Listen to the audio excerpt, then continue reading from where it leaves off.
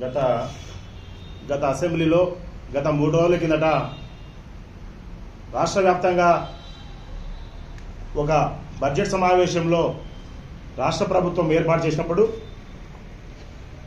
గిరిజనుల పట్ల గిరిజనుల యొక్క స్థితిగతుల గురించి ఆలోచించకుండా గిరిజనుల యొక్క వారి అభివృద్ధి ఏ విధంగా నోచుకుంటుందో గౌరవ పుట్టపర్తి ఎమ్మెల్యే సింధూరారెడ్డి గారికి పూర్తిగా తెలుసు.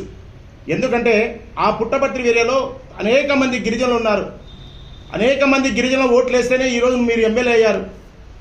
కానీ నేడు మీరు అసెంబ్లీలో 5వ తేదీ జరిగిన సమావేశంలో వాల్మీకులు అనేక ఇబ్బందులు ఆర్థికంగా రాజకీయంగా అనేక విధాలుగా వెనుకబడి ఉన్నారని చెప్పి ప్రభుత్వానికి మబ్బపెట్టే విధంగా మీరు మాట్లాడడం హేయమైన చర్య.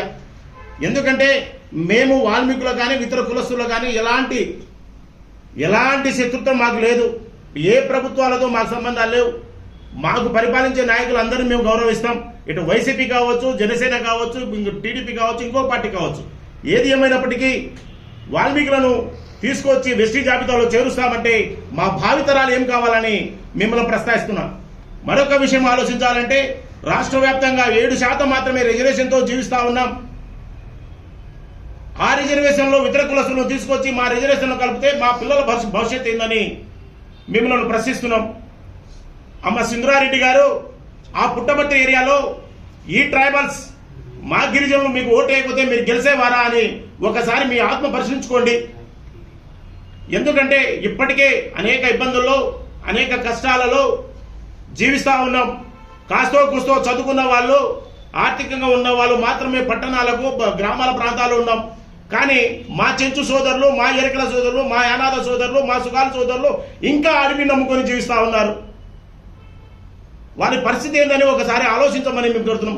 అదేవిధంగా గౌరవ నంద్యాల ఎంపీ గారు శబరి మేడం గారు కూడా స్వయాన పార్లమెంట్లో ఈ బిల్లును పాస్ చేయాలని మీరు అనడం ఎంత మాత్రము ఒకసారి ఆలోచించుకోమని శబరిమ్మ గారిని కోరుతా ఉన్నా. ఎందుకంటే ఇక్కడ ప్రాంతంలో నంద్యాల ప్రాంతంలో ఉన్న గిరిజనులందరూ మీకు ఓటేస్తేనే మీరు గెలిచారన్న విషయాన్ని పూర్తిగా మర్చిపోయినట్టున్నారు. అమ్మా, మాకు ఏ పార్టీతో సంబంధాలు లేవు. ఇక్కడ ఉన్న వాళ్ళము ఏ సంఘాలు అన్ని కలుపుకొని ఇలాగానే జరిగితే రాష్ట్ర వ్యాప్తంగా ఉద్యమాలు చేపట్టడానికైనా అన్ని పార్టీలను కలుపుకొని టీడీపీ కావచ్చు, వైసీపీ కావచ్చు, జనసేన కావచ్చు, సిపిఎం కావచ్చు, ఎనీథింగ్ ఏ పార్టీ అయినా సరే అందరినీ కలుపుకొని ఒక తాటిపై వచ్చి మా హక్కులను కాల రాస్తే మాత్రం రాష్ట్ర వ్యాప్తంగా ఉద్యమిస్తామనే విషయాన్ని మీకు తెలియజేస్తున్నాం. నా పేరు బాలు నాయక్, ఆల్ ఇండియా బంజారా సేవా సంఘం స్టేట్ వర్కింగ్ ప్రెసిడెంట్.